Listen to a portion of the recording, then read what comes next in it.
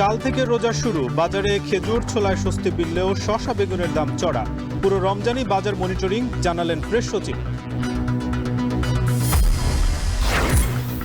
রমজানে বিপণী বিতান, train, launch, bus terminal ঘিরে নজরদারি। রাজধানীতে চিহ্নিত সন্ত্রাসী বাহিনীর বিরুদ্ধে অল আউট অ্যাকশন ব্রিফিংয়ে ডিবি।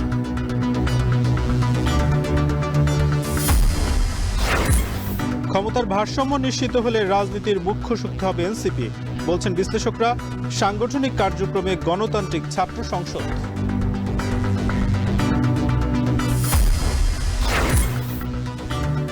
আওয়ামী লীগ নির্বাচনে আসলে তা হবে রাজনৈতিক কৌশলের ব্যর্থতা, বলছে বিএনপি। নতুন দলকে গণতন্ত্রের সপক্ষে থাকার আহ্বান।